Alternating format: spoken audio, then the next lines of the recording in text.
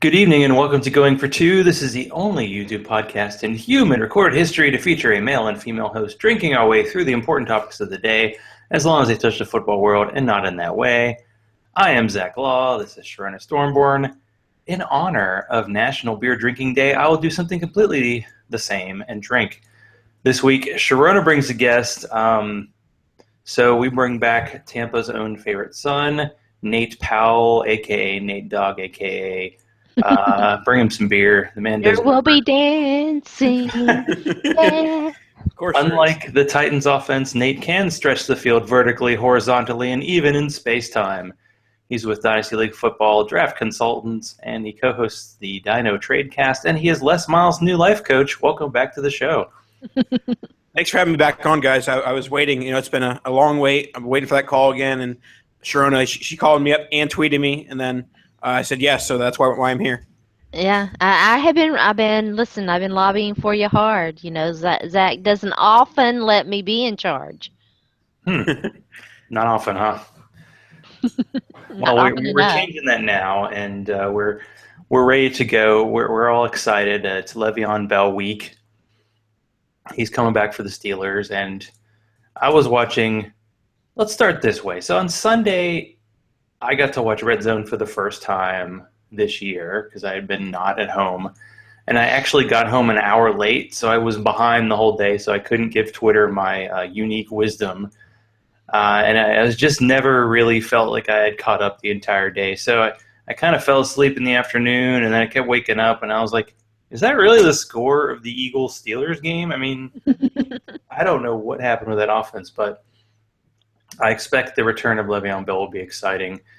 So what do we think? Is he the guy? Is he going to be RB1 right off the bat? Well, Mike Tomlin came out. Today is Wednesday, I guess, in his presser yesterday maybe, or I don't know if he gave his presser Monday or yesterday.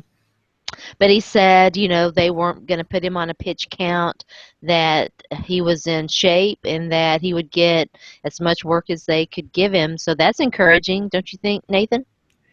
Well, in a world where Gurley and the Rams offense has been bad and Zeke has been just okay in Dallas, the RB1 slot isn't exactly the most heralded spot in the world. Yeah. So I think Le'Veon Bell definitely comes in and immediately becomes the RB1 in fantasy, especially in PPR leagues where he's going to get a ton of action in the passing game for the Steelers offense, especially without Martavis Bryant. Yeah. And Sammy Coates isn't good. Eli Rogers is just okay. And he's in a boot. Oh, Eli Rogers in the boot? That news to me. Shows I'm very updated on the news today. So, I think Le'Veon Bell is going to get a ton of volume. The one thing that the biggest takeaway for me with Le'Veon Bell coming back is that some people try and say, oh, D'Angelo's been so good last year when Bell was out and this year when Bell's been out. And so, they're going to give Williams, 10, 12 carries. I just don't see that being a thing. I think that Williams is a guy that's going to be a pure handcuff type. If Bell were to get injured or suspended again, then Williams has fantasy value. But otherwise, Williams should be relegated to your bench. Yeah, he's been kind of the life saver in the one league I have that I'm doing well in, so that's good. The King of the Hill. Yeah, that's Sharona was nice enough to bring up, after I beat her down in week 1 in the League of Laws, the Yahoo League. She's been kind of kicking butt since then, and last week pointed out the fact that both in our Going for Two auction and the MFL 25 we did, she's just destroying me, so it's not fun. It's not too good. Of course, we had to get into an MFL 25 together, the worst league I have of all of them. That was one of the 2 leagues I started Dez Bryant, Keenan Allen, 1-2, and I don't think I have a player in that entire roster that has more than 30 points after 3 weeks. So, yeah. Well, I think she might have me on that one. Zach, I think that just proves you're not ready for hashtag high stakes. You were playing the 10s, and someone said, hey, you should play 25, and then the stakes just got to you. Well, I prefer 25 just because the second place person wins twice their money, whereas in the 10s, the second place person gets another league the next year. And I came in second in one. That's the only one where I cashed in last year. I come in second 4 times, and maybe that's it. I'm always the bridesmaid.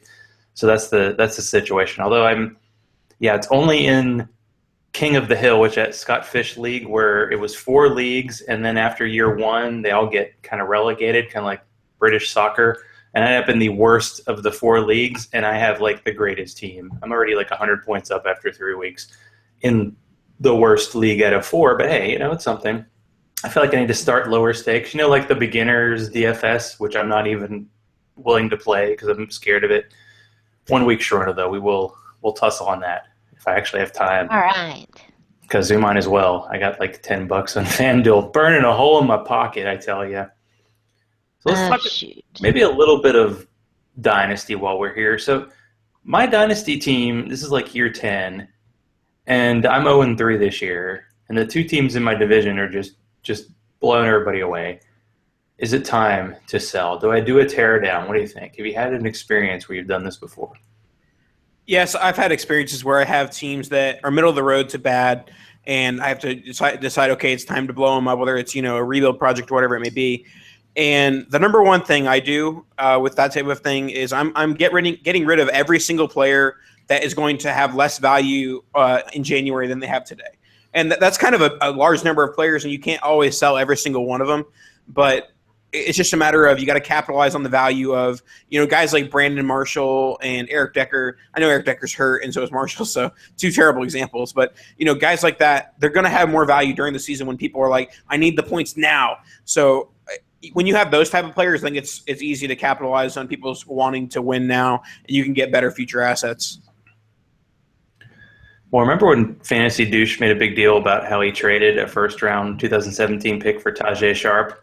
Well, in our league, someone today just traded a 2017 first-round pick for Jordan Howard. Oh, God, that's so bad to hear. That's so bad. And I feel like maybe it was the team in the playoffs last year that traded the pick, but I'm still thinking it could be a top half pick for a 2-down running back that John Fox hate rookie. I don't know. As a general rule of thumb, don't spend first-round picks on 5th-round rookie running backs.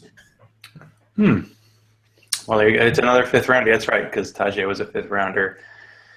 Yeah, I guess it's just trades don't always end up working out for me. Maybe I'm bad at trades, or you just can't get it. You get that sweet spot. I was trying to do the sell high kind of deal in my Yahoo league, and no one was coming close to making any offer. So we'll see. I feel like I'm going to try to trade all my veterans away, and I'm going to get like 8 second-round picks, and we'll see what comes of that, because it's always a crapshoot. But is it true now? I mean, I feel like Dynasty led the way in like the 0 RB, because I did was it Ryan McDowell does those Dynasty mock startups? And Are there like 3 running backs that go in the first 4 rounds? I mean, isn't it just a wide receiver bloodbath when you're doing a Dynasty startup? Yeah, when you're doing a Dynasty startup, especially this past offseason, it was something along the lines of like 20 of the first 24 picks were wide receivers. And, by the time you get to the 4th round, it's like, oh, am I getting like Michael Floyd? Like, if you're not picking a running back or a quarterback or whatever at that point, it was, pretty bleak, at least at that point. So, yeah, the running back heavy drafts are gone in redraft and especially in Dynasty. And do you have a lot of leagues that are kind of a combination? Is it hard to train your brain between like Dynasty, redraft, maybe keeper, and try to go, oh, wait, the value's a little different here?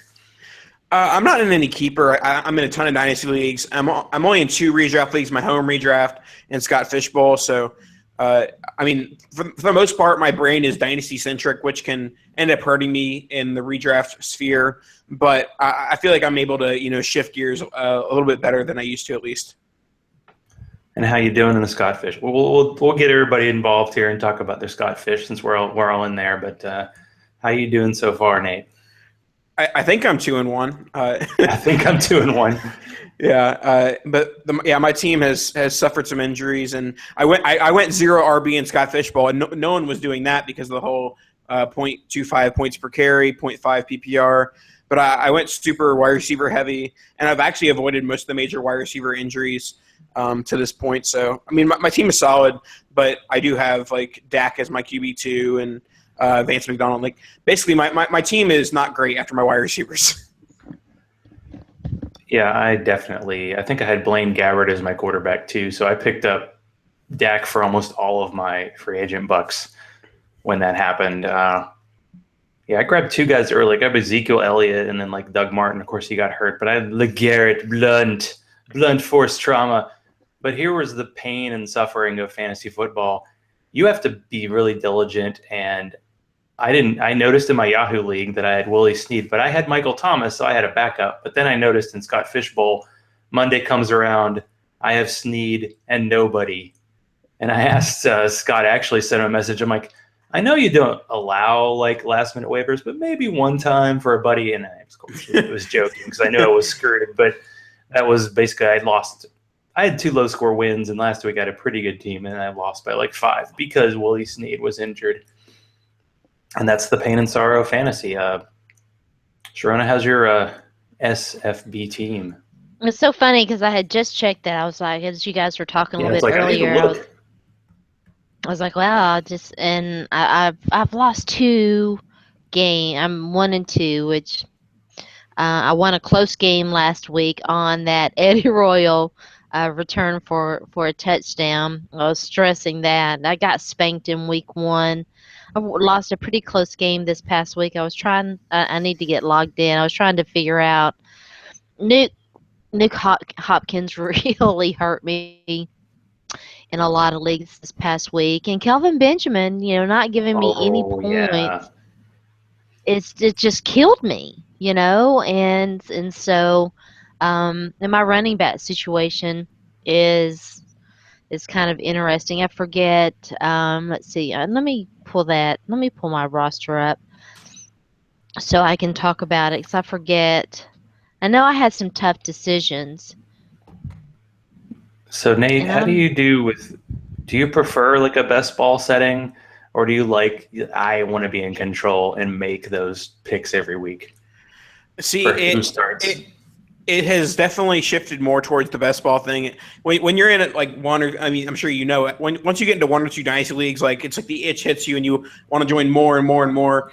And it gets to a point where, it's just not feasible from a real life perspective and putting in the hours in. So I like Best Ball Dynasty because it allows me to join more leagues, join more startups, and it doesn't affect my in-season waiver time. And in a lot of my leagues, it's not even in-season trades. So I like Best Ball because it lets me join more leagues without actually freaking out and having to add more time to my weekly schedule for fantasy football.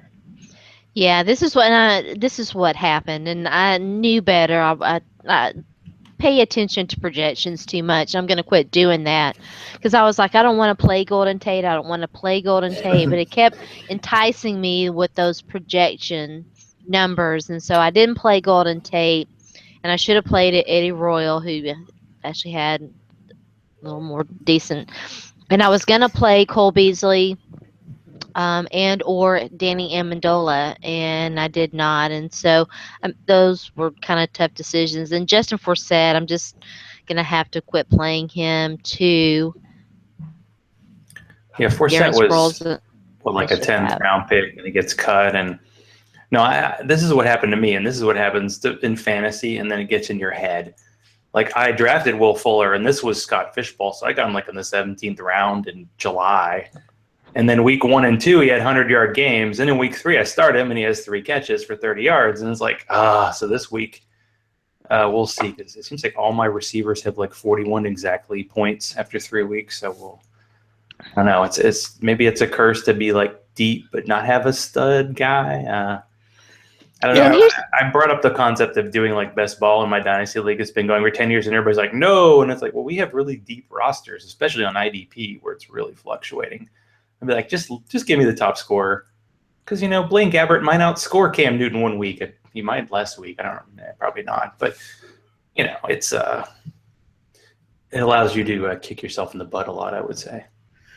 Yeah, and the main thing I like about best ball is that it rewards having a deep roster. There are times in leagues where I build a really, really good dynasty team, and I end up having to bench Marvin Jones when he goes off for 40 points. I don't like having to miss out on those huge games. I mean, it's going to happen regardless. But with best ball, it helps you avoid those type of things.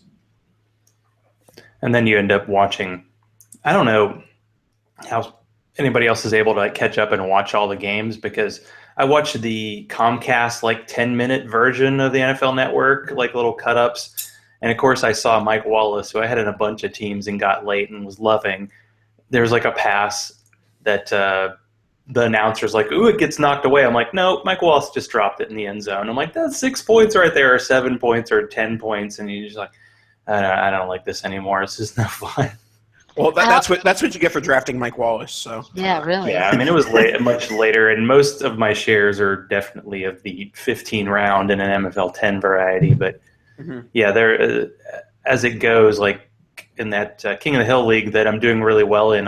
Last week, I'm haha, I got Kelvin Benjamin, Stephon Diggs, and Mike Wallace, and they all three sucked last week. So that's receivers for you. That's they fluctuate more, but they're generally more consistent. The other guy I'm struggling with in an SFB, and I'm just going to have to bench him, if not move on, because I love him, but he's just not getting any red zone targets, and that's Tajay Sharp. I mean, anyone get any red zone targets? Oh, sorry, Andre Johnson. Yeah, no, you're fine. With how deep Scott Fishbowl lineups are, I think it's hard to keep Sharp out of your lineup. Even without the red zone targets, he's going to get you, 10 to 12 targets with that Titans offense. It may not be pass heavy, but he's still the number one there. I mean, you guys would know better than me, but isn't Sharp getting the most targets in that wide receiver grouping? We generally speak. He's the guy who's on the field, I think, pretty much for all the formations. Although for some reason they keep trying to force feed. You have to manufacture touches for Harry Douglas. It's just, it's a mantra, right? It's something you just.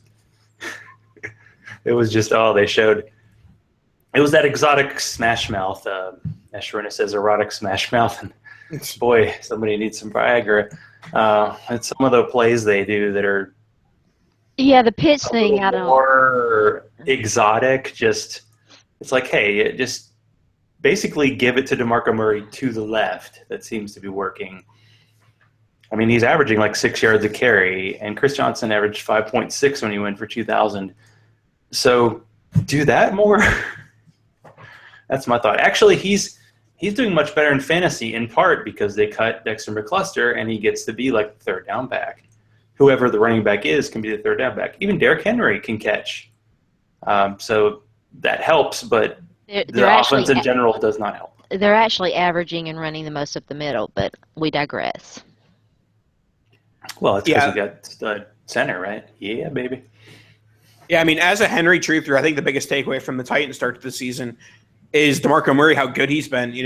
I was always of the mind, Henry will end up overtaking him midway through the season, and Murray might get cut next year. And the way Murray's playing, there's no way he's not on the Titans in 2017, which is definitely concerning for Henry's dynasty value. But I'm still of the mind that Derrick Henry is really good, and he's going to end up being a really solid dynasty asset. He's #good. Yes. But Sharona, how come in the last 2 weeks we've both played in our Yahoo League, Jen and Ryan? Last week she had Ryan Matthews, who had 2 fourth-quarter touchdowns or something to beat me. And this week you play her. She has benched Ryan Matthews. And then she needs Jacob Tammy to get her 10 points to victory, and it does not happen. So Sharona is 2-1, as I am in the Yahoo League. So woohoo! Sorry, Jen. I'm sure you'll get better. You just got to maybe drop your level of competition. That was another league that I've got Kelvin Benjamin. I got no points whatsoever in that league from Kelvin Benjamin. So, that happens to a lot of people. Fantasy gods had mercy on me. I mean, the only reason I drafted him was because he dropped the 7th round in one league. But I don't know what happened that game. Keep targeting Philly Brown, right? No, I forget, but you guys brought it up. Do we get points for targets in Scotty Fishbowl? I don't think so. Just for running attempts. That's something that I don't think fantasy leagues have done is targets. And then you Actually, determine. I'm in one that counts targets. Yeah. Yeah, my first dynasty league, it was 0.75 PPR, 0.25 points per target. So basically, it ends up being PPR, but rewards the guys that get more targets but not catches. So basically, it's a Mike Evans premium league. Ooh, I like that. Yeah. And Tajay Sharp, I'm sure, does pretty good in that too. Yeah. And Jameis throws it 10 feet over his head. Like, you're tall, but you're not that tall.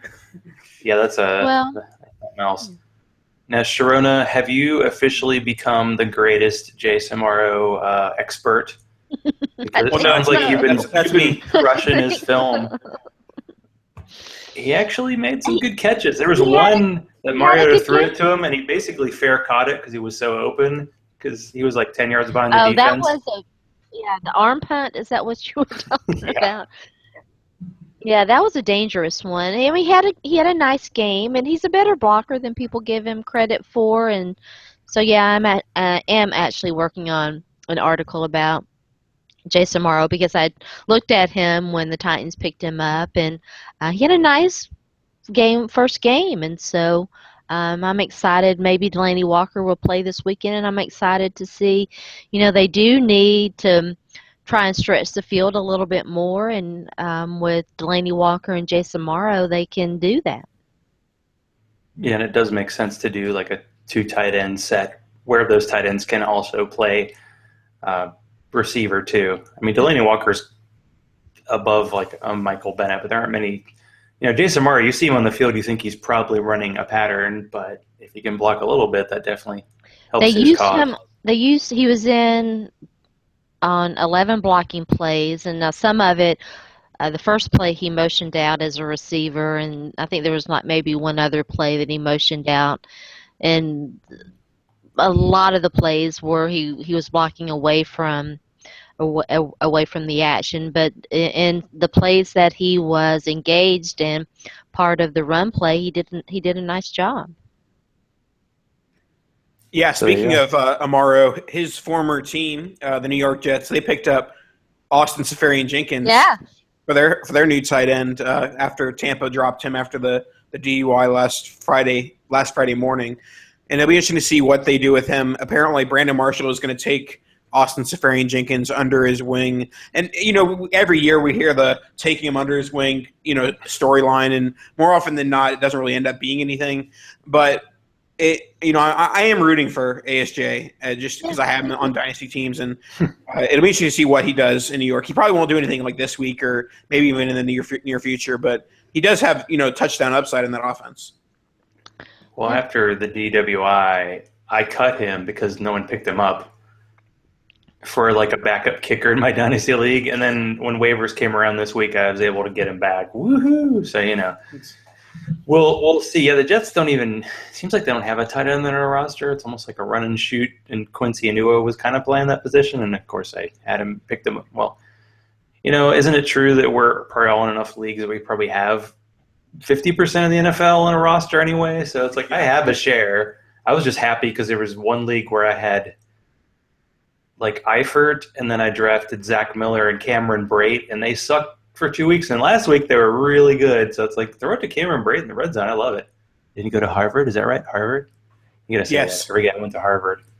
Yes, there are like 6 of them in the NFL. I think there are a few. Yeah, the Jets should have traded for Cameron Brate instead of should have.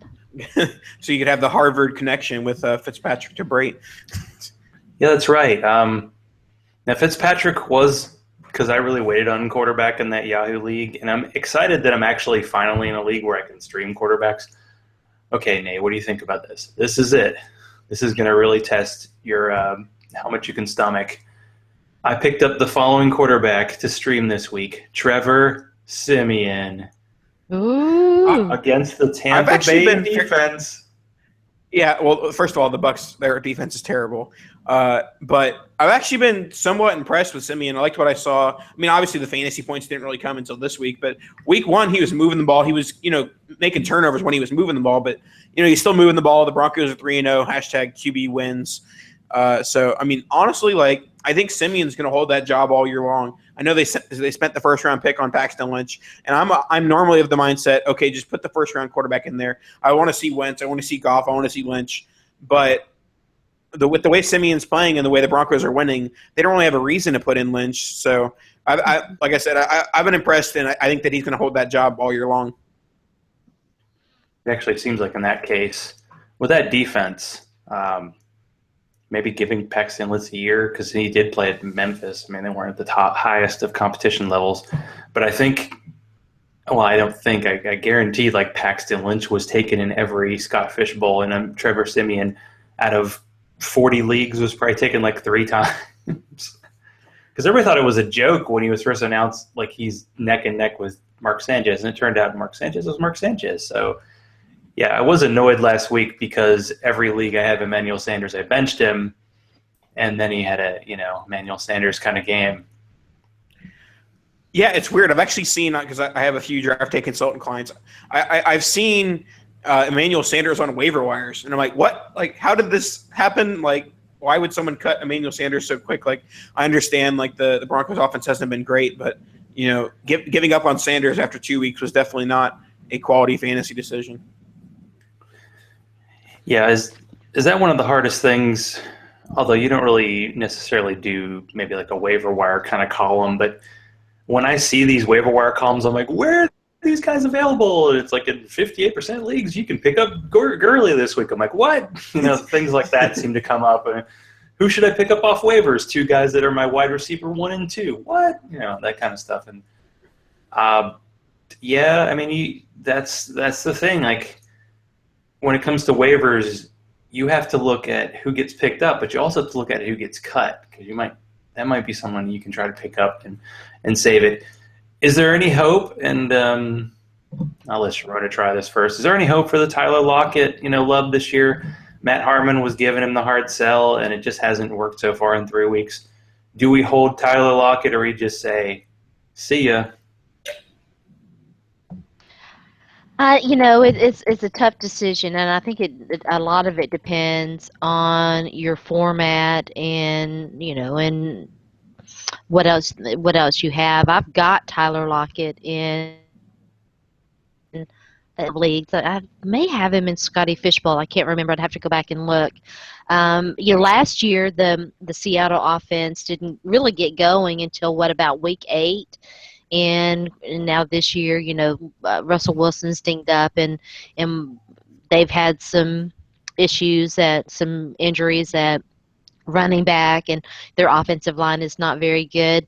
I think you hold on to him, and I do think that there is hope for for later on in the season, especially if you get special teams points. What do you think, Nathan? Yeah, he's definitely a hold in special teams point leagues. We saw what Lockett can be in his game against St. Louis or against Los Angeles. He had a couple, deep catches, but other than that, he's been fairly uninvolved this season. So, I mean, in like shallower redraft leagues, I'm fine dropping him. But as far like deeper redraft leagues, I think he's definitely worth that stash in case maybe a Baldwin gets hurt or maybe the Seahawks offense turns around like it did last year. Last year, it wasn't that great the first 9 weeks, but after Jimmy Graham got hurt, Russell Wilson really got going. And so in the event that happens again, Lockett's going to be a very, very viable fantasy option. So he's a drop in shallower leagues because you don't really – there's not a scenario where you'll be comfortable starting him in the near future, especially in standard leagues. But for now, I'd like to hold him and, but if you can't, you can't. Yeah. I try to notice stuff when I'm watching those 10-minute things, those little 10-minute breakdowns. Are we all going to have to wear like double strength sunglasses when Seattle wears their Color Rush jerseys? Because yes. A team has a brand new jersey when that's what you see popping out. And the Seattle fans, I'd say maybe 20% of them are wearing those neon green jerseys that they're going to be wearing, and it's not just the jersey; it's going to be the entire outfit. Like they're wearing Garanimals for adults. That's what they're pulling off here on a weekly basis. I'm just happy that occasionally a team wears like white or something, so it's like looks like their normal jersey. But that one is going to be one to look forward for sure.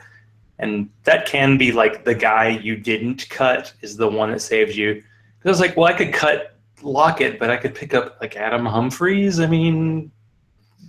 Yeah, seriously. I mean, he was like the wide receiver 8 for Clemson like 3 years ago. I think I can hold on, hopefully.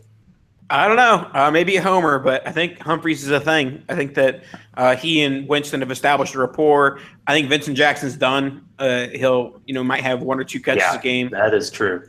But the number 2 wide receiver in that offense. They have Brate, who's an okay tight end, but they don't really have a legitimate threat on the offense other than Evans, especially with Martin out. So I think Humphrey's a solid pickup in fantasy leagues right now. Well, people definitely have caught on to the fact that it's like the third down back is a valuable player that you can actually start. And the scrappy Julian Edelman slot receiver, it seems like about half the teams in the NFL have one.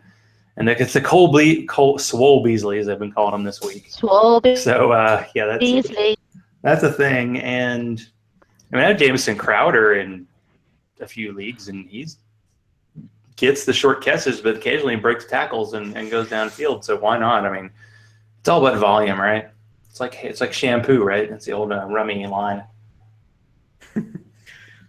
So I feel like it's a good time since we're about 30 minutes in. I was at like a writers conference all weekend, so I did not watch football on Saturday that much. So Sharona, is it possible to maybe do like an interpretive dance or something to show the emotions you went through during the Tennessee-Florida game on Saturday? Because all I know is like it was 21-3, and then I went to a bar that had no TVs and had really good beer. And then by the time I got home, it was 38-28, and I was like, "What happened?" Yeah. Well, a couple of things happened. The Vols, as they have historically done under Butch Jones, start slow and come on strong. Oftentimes in the second half of football games, and it's frustrating as a fan to watch that. And they got a little bit hot, and Florida choked. And it's funny because I wanted them to win, obviously, but I didn't have much confidence that they were going to. I didn't expect them to win this game. And so in the first half, I watched the first half. I watched, but it was so bad.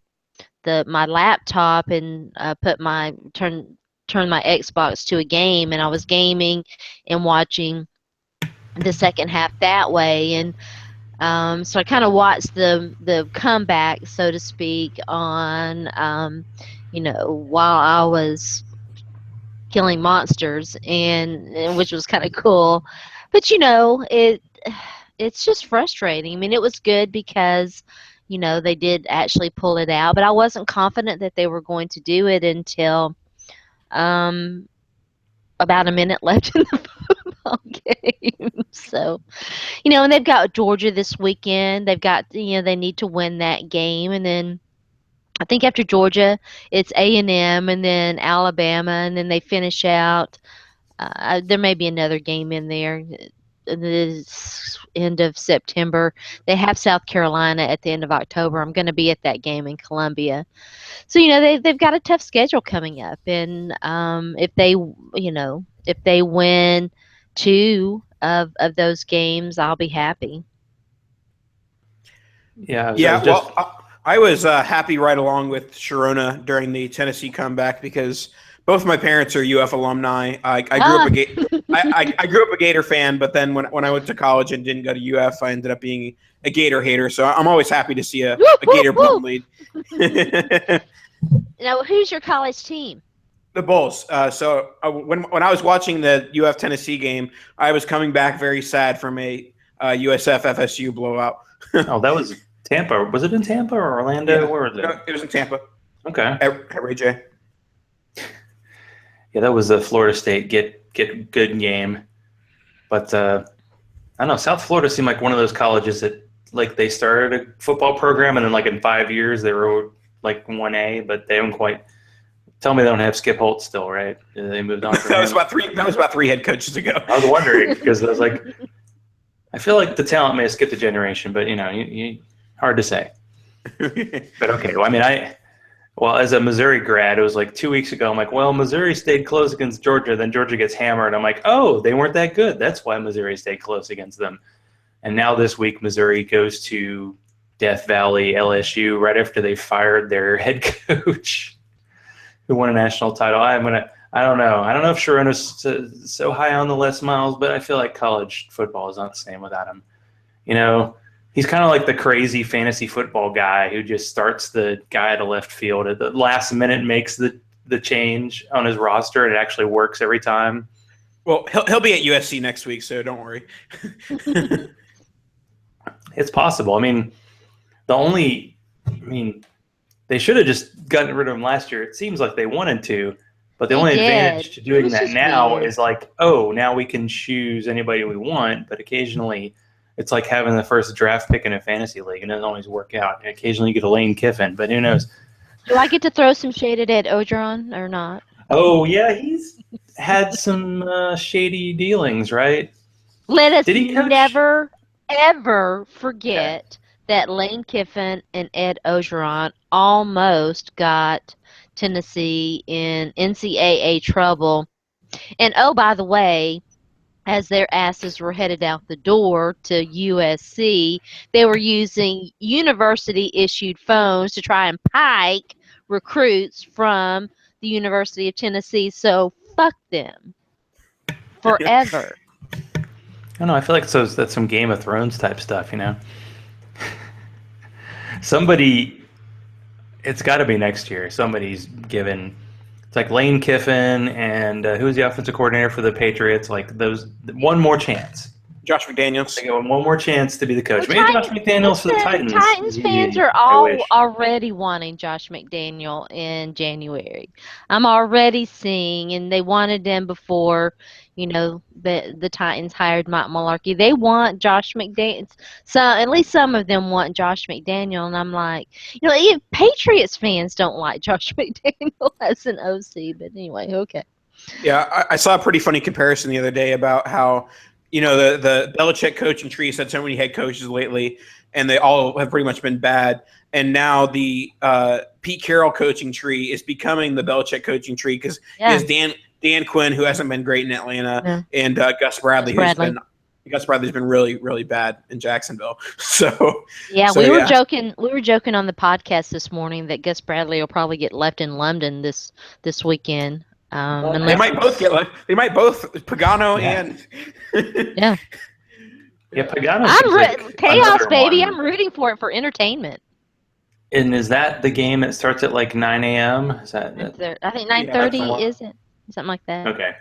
Quick moment just to give the highlight to the beers of the night. So Oktoberfest from Left Hand Brewing. They're out of Colorado. I didn't get to announce my beer, so your turn's next. We'll be there next. And I'm a cat person, but I'm drinking Smutty Nose Old Brown Dog. Okay. Carry on. Other people, lesser people. Okay. Tell me. My first beer of the night was a black lager, New Belgium 1554. It is quite tasty, very lovely. I have a fat tire. I always want to call a flat tire. Beer. My second beer that I'm currently enjoying is a milk stout. You got to get up to get your favorite. So 1554. Is that the last time Tennessee won the SEC? Very tasty. Sorry. I think so. Feels that way. Feels true. And I don't have the bottle because it's on the other side of the kitchen. But I'm rolling with a Sweetwater Hash Session IPA. So Danny Carter's favorite, the IPA. And you got to roll with it. I've got, I actually have a couple of IPAs, and I almost hop heavy IPA or something, hop madness IPA that I just almost hop something. Hop crazy, something like that. I almost snagged it, but I ended up going with the dark. I like dark beer. Yes, she does, and she makes fun of me if I don't. Nathan, ask him about the chocolate quad. What's a chocolate quad? Well, a quad's like a Belgian-style beer, and it's got like a bit of like sugar to it. And so Sharona brought a chocolate quad to Nashville. So I poured some for myself, and I poured a lot for Josh, who was with us. And I poured what was left to Sharona, which was maybe half a glass. And then we drank ours, and then Josh in the night, I think, poured most of his out because he doesn't like chocolate beer. And you should ask somebody before you pour them a beer. Do you mind? Never mind the fact that he's never said no to a beer as long as I've known him. But that time, he should have said no. And he didn't even ask me. I brought that beer to take it to the tailgate. Well, I had plenty for the tailgate. Yeah, I know. If you got a choice, 50-50, I'm probably going to do the choice opposite of what Sharona does. GPS is definitely the opposite of what Sharona would do. We had a good weekend. Sharona on the way back from the game. Why'd you go that way? That was great. Yeah. I already turned, and it was like a mile ago. But why'd you go? Yeah, exactly. It was fun. But hey, it was rare interaction with Sharona before she got consumed by the Twitter monster. Are we going to have a celebration when you get 100,000 tweets ahead of me? Because it's got to be pretty soon. That's 100,000 more than me, by the way. Not just 100,000. What are you at, Zach, for tweets? What's your tweets? Like 75, 76. The number goes up during the football season, I'm sure. Yeah, for sure. I have 175,790. She might be there. Yeah, I'm newer to the Twitter sphere. I've only been like 4 years. 56,000, no big deal. Yeah. I know it was a high number. I was going to check to see, but yeah. So there's certain players you're like leaning toward this week. Do you do the DFS as well, Nate? I dabble in some DFS. I'm going hard for the Bengals offense in any sort of Thursday night slate games because the Dolphins have a really, really bad secondary. So I think that they're in a position to put up some points, both Dalton and AJ Green. Maybe my boy Tyler Boyd will sneak in some points as well. So anytime you can play against the Dolphins defense, another defense I'm targeting against would be the Raiders. I believe Baltimore's playing the Raiders. That's this week, right? Yeah. So Joe Flacco is a nice streaming option against Oakland, who's really bad is really bad against every team except for the Titans. So, yeah. Oh my gosh. So I thought the Dolphins' defense was going to be better, and they've got a nice front seven, but it has not been very good. They have a Byron Maxwell problem. He's on the roster, so that kind of hurts their ability to stop wide receivers from scoring points. The Titans have a Parrish Cox and Bryce McCain problem. Now, is there a potential Tanny apocalypse like last week? Like when everybody was going nuts because Ryan Tannehill was playing the Browns, like he was going to be the DFS darling. I was like, so when it goes bad, there's got to be the Tanny apocalypse. So when I was watching Red Zone, the first pass I think he threw was intercepted for a touchdown. And the best part was Jennifer Eakins, who's the Monday mommy. She's in our league. She spent money to get the Dolphins defense. And of course, the Browns defense outscored them because they got that pick six. And by the way, she also had the Chiefs defense that had like 19 turnovers last weekend. So that's just fantasy for you. Like you think everybody's going crazy about Ryan Tannehill, and maybe Mariota could be Tannehill someday, but there's always that downside. Money. That was a rough one. I won money. Oh wow! Hang on. DFS last week. Yeah. Because I hadn't checked. I was like, wow, I won some money.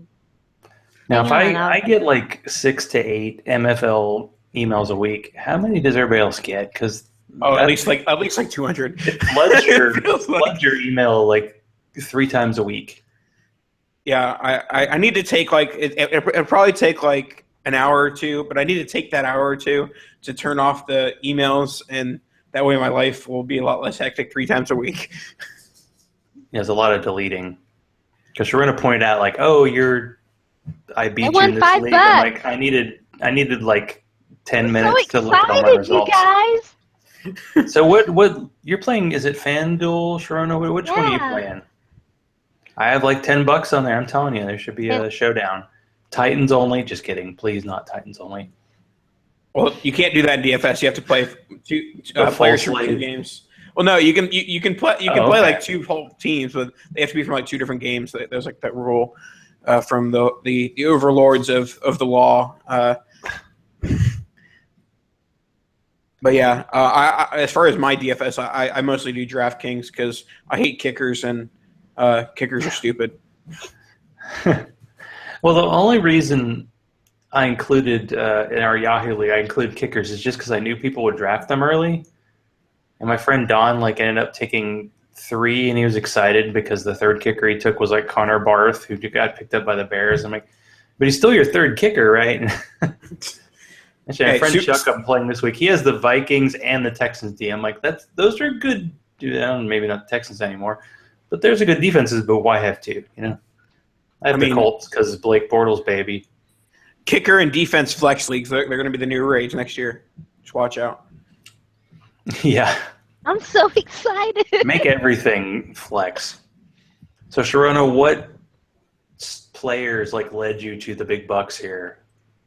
Well, I made a couple of bad decisions, but my thought process. Of course, I go for David Johnson every week because he's my boo. If you read my diary, just real quick, I'll go through how I go about it. I go with running. I go to running backs first, and usually every time this year, 3 entries. David Johnson's been my first guy that I've selected. I went ahead and took last couple of weeks DeMarco Murray because of his value. He probably won't be that cheap this week. But he was my running back too. And then I looked at matchups, and I was like, I really like angry Aaron Rodgers to have a big comeback game. So I took him as my quarterback. I took Jordy Nelson as my wide receiver 2. I selected Jeremy Maclin as my wide receiver 1. That wasn't a great decision. And then Dwayne Allen was my tight end. Nick Folk, that wasn't a good decision either. The Miami Dolphins defense wasn't a very good decision. And at the time that I do this, because I do my diary usually on Thursday morning, Greg Salas, who didn't even play. Wow, Greg Salas, huh? Well, I had only for like $4,500 left, and I was like, who's the best out of the bunch? And I could have rearranged everything to get more money to do something different, but I didn't. This is my first year playing DFS, guys, so I'm so happy I won $5. I made my money back. Rolling the dough. You're killing it. So if you have to pick a player with minimum salary in daily fantasy, is wide receiver the place to go just because there's more option? I think that for the most part that the one time that I'm willing to go minimum salary type guys, it's guys that they end up getting a starting job after salaries are released. So for example, I'm not exactly sure what Jordan Howard's salary is this week, but because of his news coming out after salaries likely came out, that Howard's going to end up being very close to the minimum. So that's mostly the time I'm willing to go minimum. It's either running backs who just got a job that through injury or suspension or whatever it may be, or tight end if I'm just completely punting tight end and there's just a guy there that I think can get 5 to 6 targets. That's the other time. Wide receivers I'm generally not, because I think the people who make the salaries are generally good at finding who's going to get the targets there. But is it FanDuel? Is that the one that has kickers? Oh. Yes. Yeah. So if I do one with Sharona, I have to do kickers, huh? Well, I'm going to do a FanDuel this week because I found out Tim Torch was on my podcast last week. Nathan, you need to come on my podcast and we'll talk some fantasy football. But Tim Torch was on my podcast last week. The way you play DFS, you should really do DraftKings because it's more like PPR than standard, and you like your kind of PPR. Do you agree with that, Nathan? Yeah, I prefer PPR to 0.5 PPR at FanDuel, and I prefer the no kickers. That's why I play on DraftKings. Really, no other. There's not a magic formula. Oh, I do better on DraftKings than FanDuel. It's just personal preference. Yeah, so I'm going to do a DraftKings entry this week, but because I won, I may do 2. I may do 2, so we'll see. I may only do a diary of 1, but I think I'm going to actually try DraftKings this week. Now, you're anti-kickers just because the Bucks traded up for 1 in the second round? Yes, 100%. A kicker in the second round who can't kick.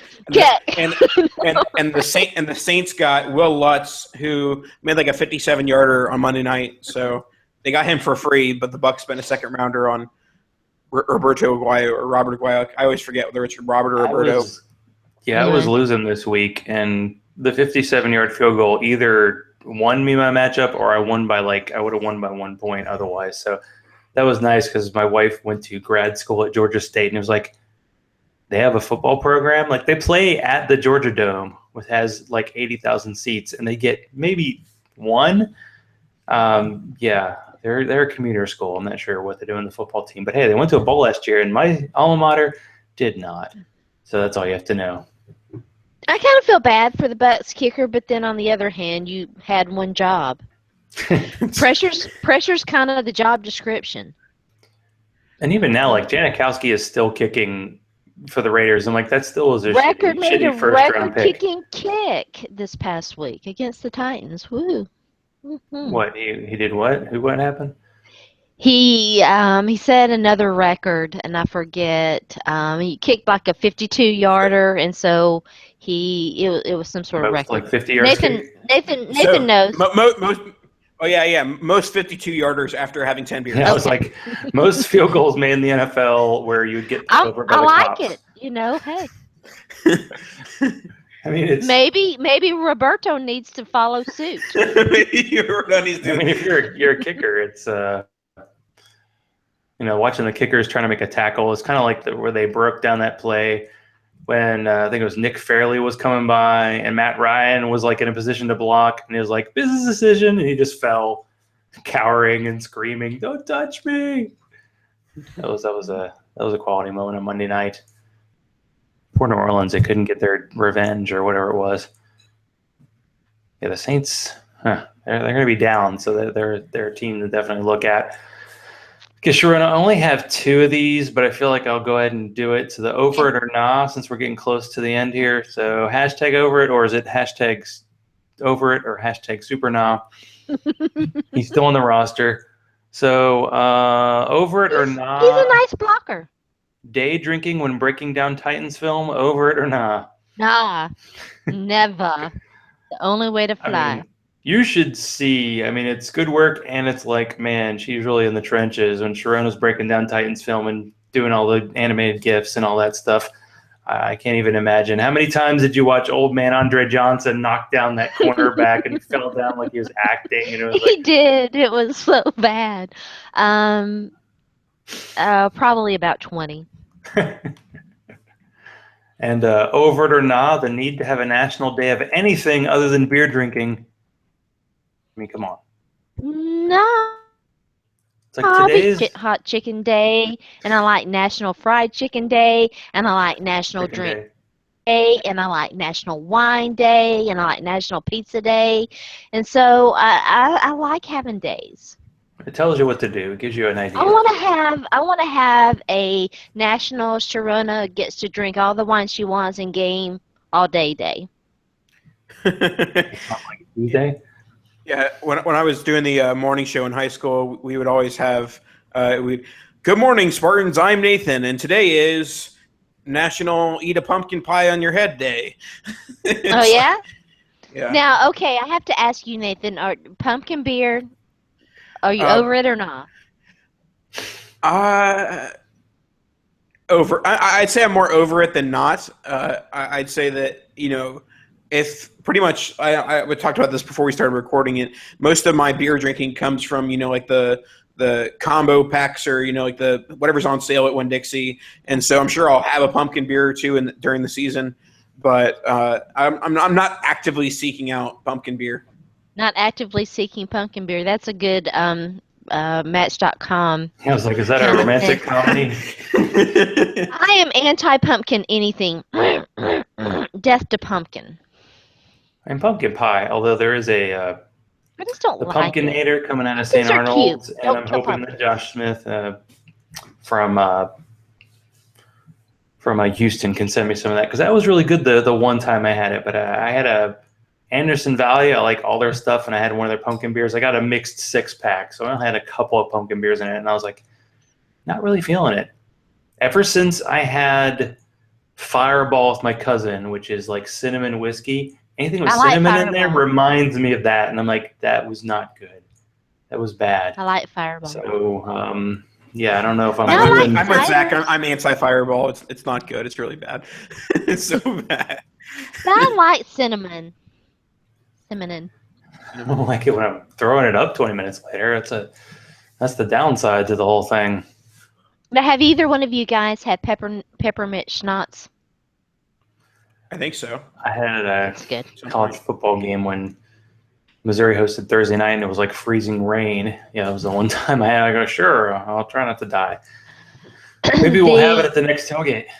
The year the Titans came to Nashville was the year that I had moved back to Nashville. And we had gone to a group of friends. We went to the Liberty Bowl for every home game. And this was one of the first trips that we made. And we stayed close to the Piedmont and did the rendezvous thing and whatever. We went to the Titans game. I can't even remember. I think they were 8-8 that season. I can't remember if they won or I think they won this one because we were actually celebrating. We bar hopped.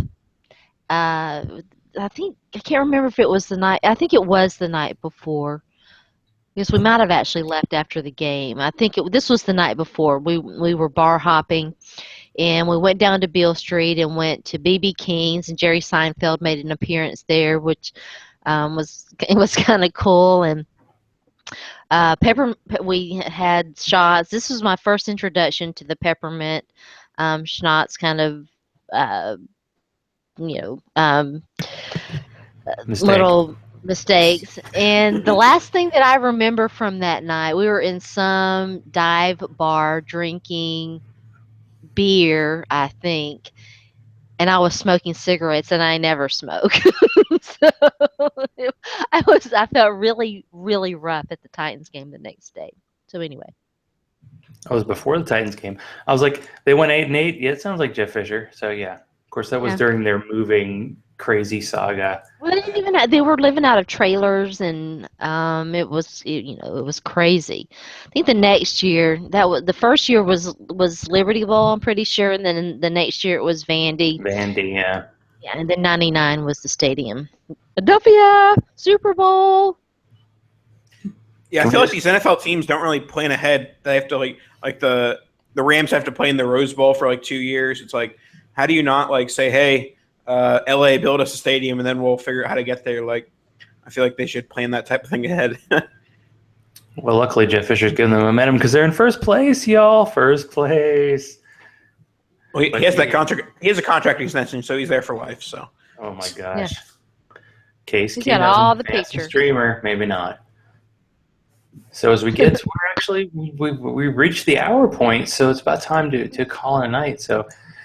Nathan, I feel like you need to go first and tell everybody where they can find you, all your shows, everywhere you write, what's happening, where people can send you beer, everything.